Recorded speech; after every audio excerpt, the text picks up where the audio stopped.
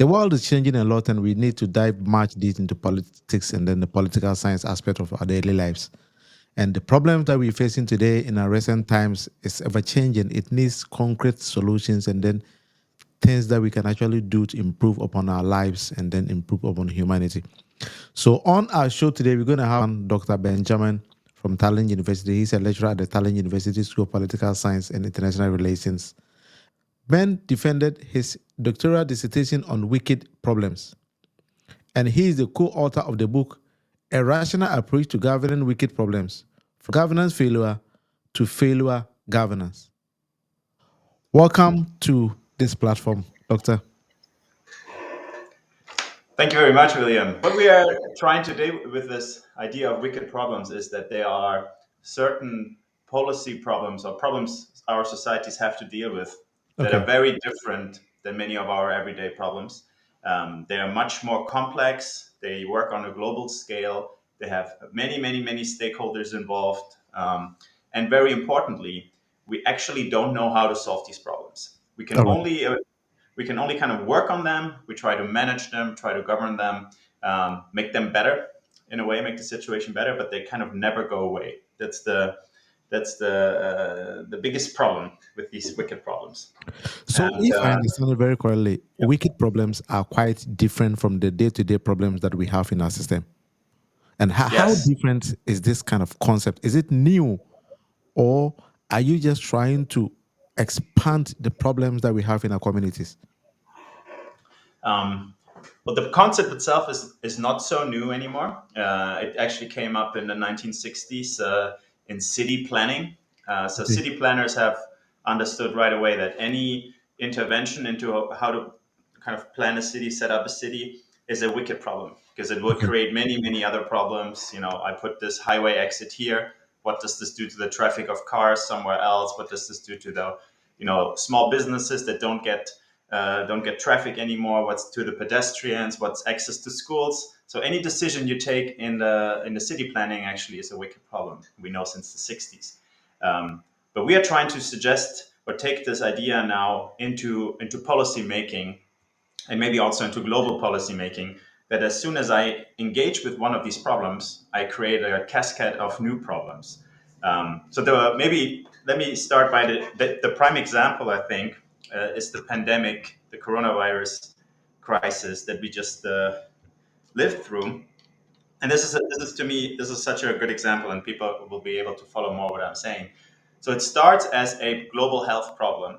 You have you have a virus that we don't necessarily know what to do with, a new virus, and as soon as we are introducing policy measures, let's say we decide a 2-week lockdown, people need to stay at home.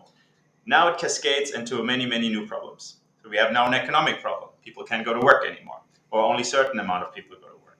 We have mental health problems growing because people are at home. They can't go anywhere. They can't go outside even or meet other people, do their sport. We have an educational crisis at our hands because kids can't go to school. Then on and on and on. Actually, Yeah.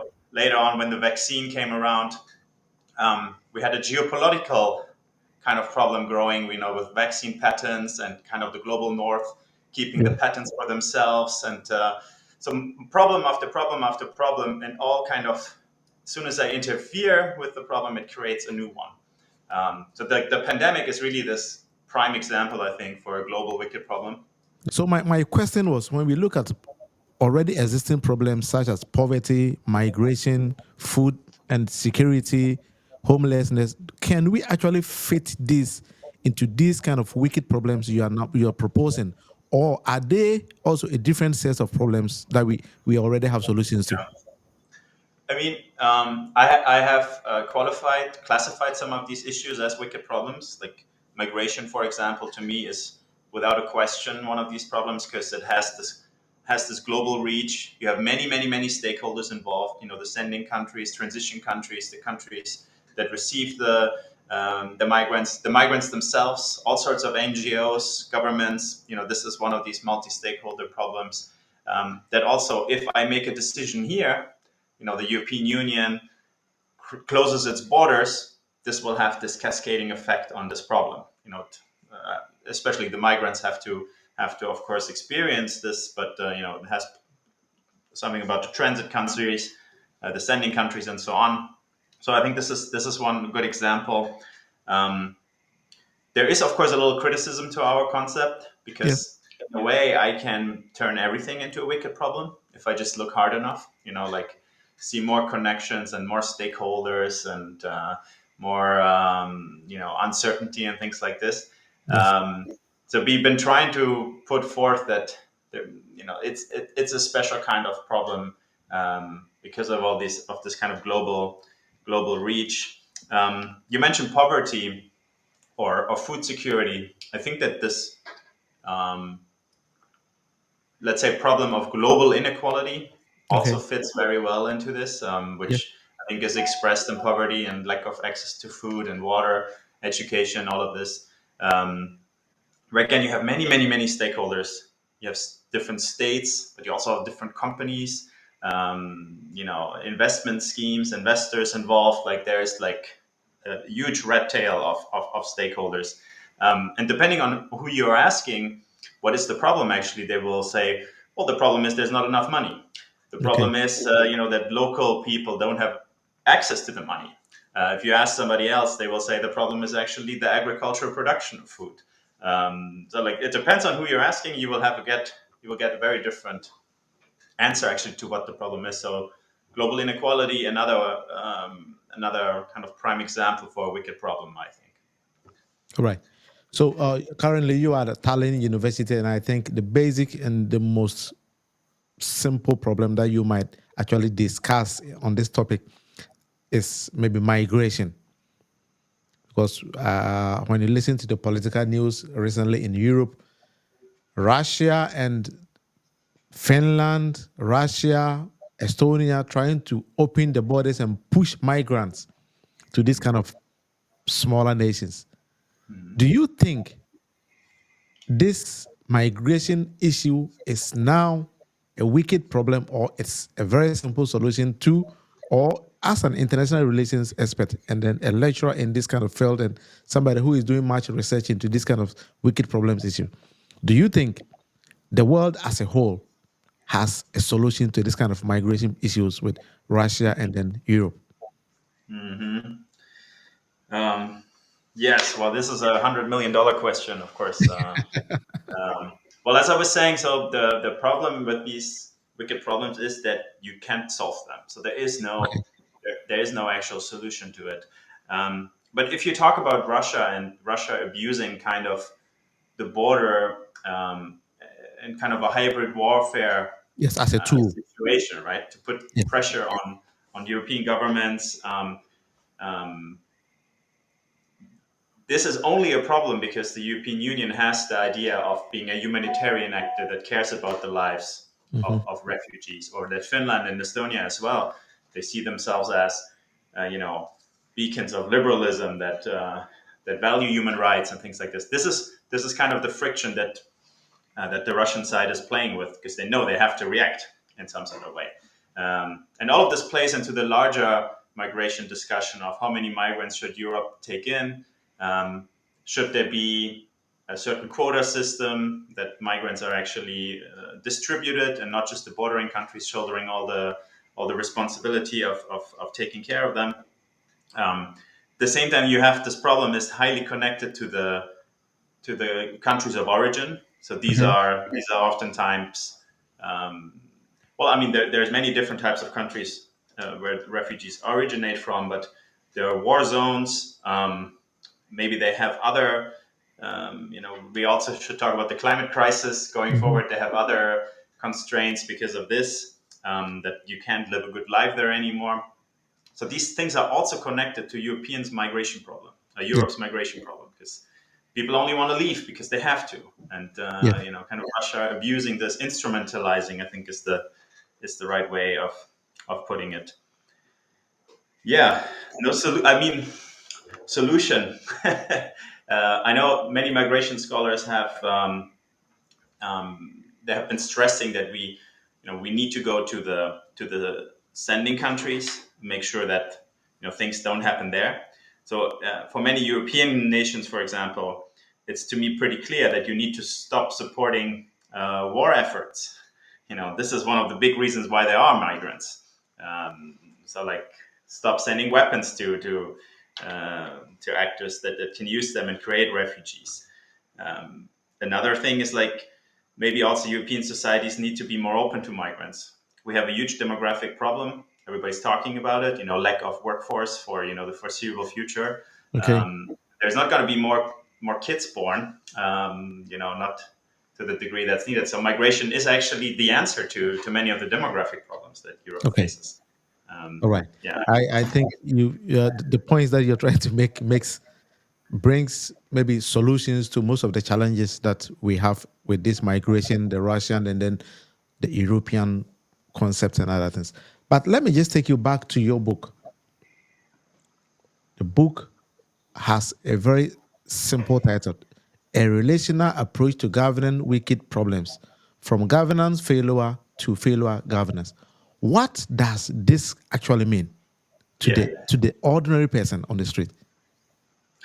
Actually, there is a somewhat simple message, I think, in how to deal with these problems. So we are saying that all the regular policy approaches that we have, they're failing dealing with these problems, because policy, we have kind of maneuvered us in a place where we think certain policy problems just receive this policy approach or solution, and it's being kind of dealt with, and that's how we think about policy making. So kind of, there's a nail, I have the hammer, the problem is kind of solved. So we talk about a toolbox of policy making a lot. But if I use my toolbox now to deal with these problems, I will fail every time, because the problems are changing, new problems come up, they're Okay. globally connected. So I will keep on failing, failing, failing. Yes. And we basically just say you need to embrace this failure. So Okay. instead of looking at governments failing, now we need to do failure governance. So I'm going to Mhm. fail with every approach, but that means that after again, the pandemic as the prime example, 2 weeks. Um, we do 2 weeks of a lockdown. Okay, numbers are up or down. We choose a different strategy. This, like, really fast, dynamic policy making is something that these problems respond very well to. But it's something that our policymakers are very hesitant to do, because they usually want to, like, make a decision. This is how we solve this, and now we're going to write it out. But what we should be actually doing is, because we fail with every approach, all the time readjust new approaches, let us hear new options that we have never thought about. Try this, try that. So kind of, we're also saying, like, you're going to fail governing these problems, so you need to choose to fail better. Mhm. Like that. That's, in a way, it's a very simple message, and we are also not. Uh, it's not something new to the world, right? People have been saying this. You fall down, you get up, you try Yeah. again, you will be better. These kind of mantras, they actually work here too. Yes. All right. I think one might also ask, do we actually need to create a system where we think and we use holistic approaches in solving these wicked problems? Yes, I guess it depends also what you mean by holistic Mhm. approach. I assume you mean something like we need the government involved, we need the Yeah. individuals involved, companies, Yes. right? Yeah. We put Um, all the actors together. yes, yes, we do.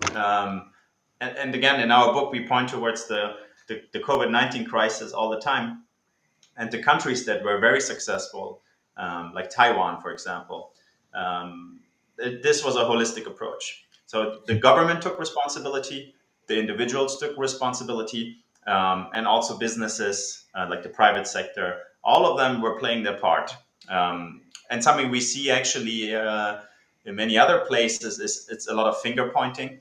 Like, let's take the example of the climate crisis, for example, a problem that we've been aware of for more than 50 years and completely haven't done anything about it, basically. Mhm. And you will have governments pointing towards the companies and say the companies need to change, they need to produce sustainably, they need to lower their CO2 emissions. We can't do anything about this. The companies are kind of, well, the companies point to the individuals or to the consumers and say it's your responsibility to change your consuming behavior, use less products, eat less meat, fly less, all these kind of things. And the individuals, the consumers, point to the government say you need to actually make the right regulations that stop, maybe stop companies from continuing with these practices, or maybe even regulating our behavior. So it's like a circle of finger pointing, where actually just everybody needs to take the responsibility and kind of do their part. Again, I'm not saying anything groundbreaking here. It's pretty straightforward. Like everybody needs to be on board, and that's the only way. All right. So, Yeah. if we from based on what you're telling us and from the studies, we know that wicked problems have no easy solutions, and they are complex and ever changing, and they need interconnected ideas into solving it. Do you think individuals could also contribute to finding solutions to these wicked problems? Yeah. Again, this is another one of these mechanisms that we default to. Like individuals cannot do anything about them, because we need the holistic approach. Okay. But it's yeah. But again, in the holistic approach, it actually says individuals should also play their role. So yes, everybody can and should be involved into working on them. Most of us who are privileged enough to live in a democracy, this is the right place. To voice your concern, ask for different actions, put your policymakers into the responsibility to change. You can, of course, make choices as a consumer. I was just that's a little off the road, but I also just read a nice article on how the consuming behavior, at least in the Western world, has changed drastically from Okay. this kind of machine produced or factory produced overconsumption. Mhm. It has been slightly overcome, and now we are looking at more local produced things, and you know individual behavior can make a big change.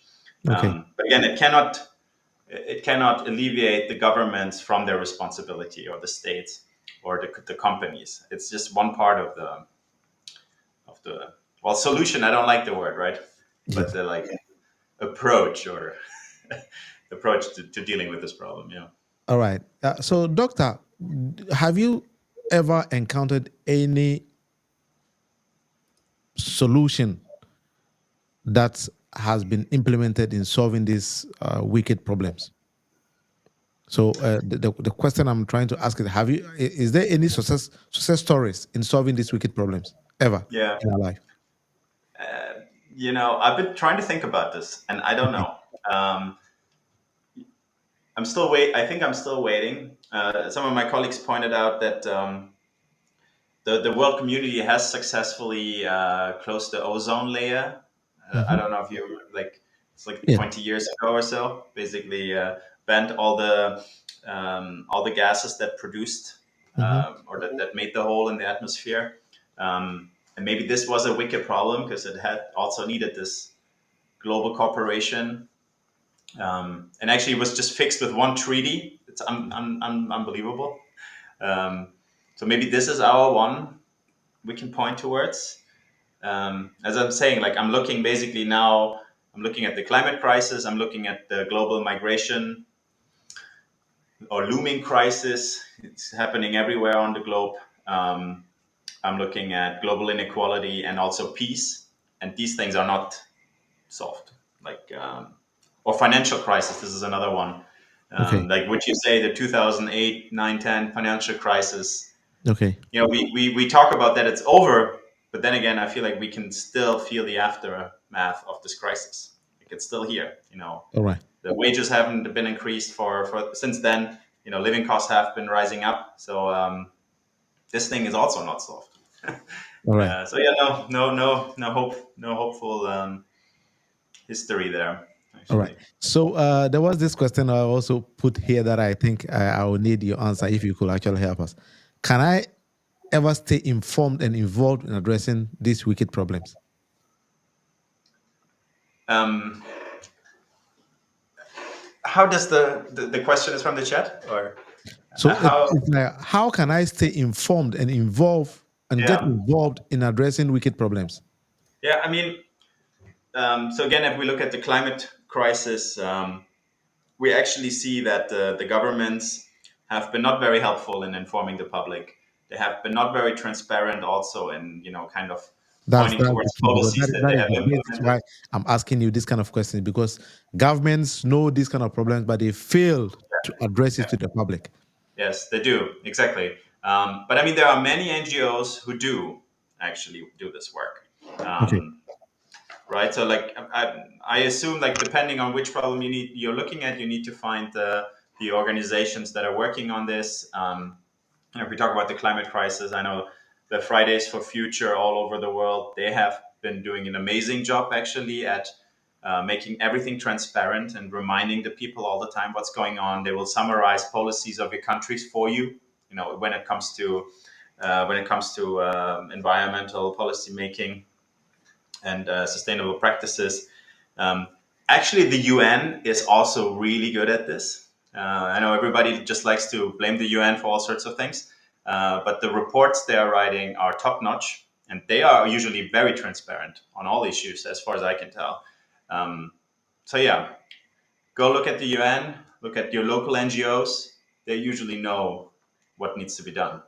Just as you said, states and governments, they don't like to listen to this and All right. do this. Yeah. So somebody was also send me a message that I should ask you that, do you think that in solving wicked problems we could actually go local, or is it that we should broaden the lenses? Which of these two do you suggest we should go? Yeah. Again, that's an excellent question. That's exactly the type of question that I'm also wrestling with. Um, Now, when I look at, so like most of my attention is now towards the climate crisis going forward. And there I've seen that most people have given up on a global solution, actually. Okay. Like you will see, um, the Kyoto Protocol, this big multilateral treaty from Hmm. the 90s that should have fixed CO2 emission, and the Paris Agreement that followed. None of them is producing really any noticeable impact on the CO2 emissions. So people actually now only pay attention, or they have shifted their attention towards cities, for example, cities as the kind of local actor that really drives sustainable development. So, like in Europe, we have this program of the Green City of Europe. So you get tons of funding to kind of make your city more green. You build bee corridors and all sorts of other green areas, make cities more sustainable. This has been one of the pathways more people have chosen. Um, and yeah, it's also I know a little bit on the African context here or there Hmm. in Uganda or Kenya. I'm aware of that. It's sustainable practices are basically just driven by local businessmen and women, of course. So like local initiatives that try to become more sustainable, but also local initiatives that actually drive adaptation. Protecting yourself and your people from climate impacts all seems to be locally driven.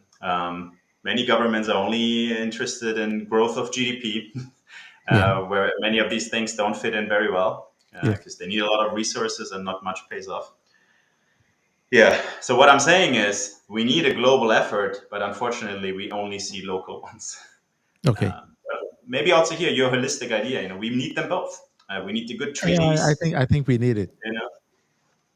Yeah. Then let's conclude by taking a very small line in your book that you co-authored, that you think we should rethink governance as a process. What Yes. does that very short statement mean? Sorry, it was very shocking. You said. What does it actually mean?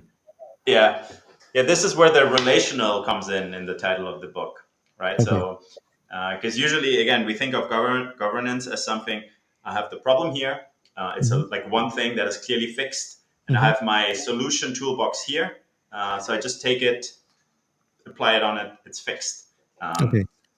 So it's not really. You might say it's a process, right? But it's really just one thing fixes another thing.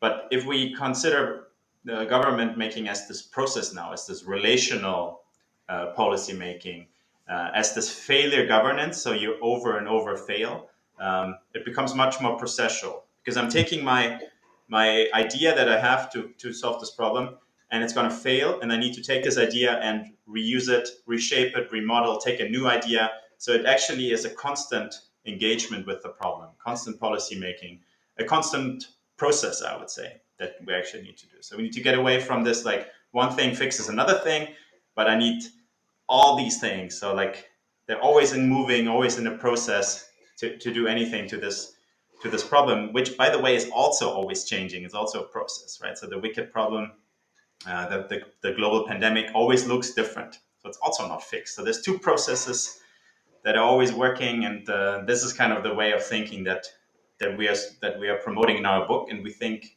that you need to tackle these problems. All right. Thanks very much, Doctor. Is there anything that you want to add up before we conclude? I always, every time I talk about wicked problems, it's such a negative topic, right? It's these problems you can't solve, and we can. We just need to like change our thinking.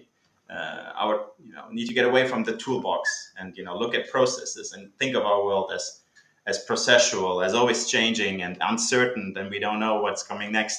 And if we do this, I think we actually have a chance of tackling all these problems in the future. Thank you very much for taking your time. Your busy schedule in Tallinn University, and I think I have to take my time to visit you in Tallinn University.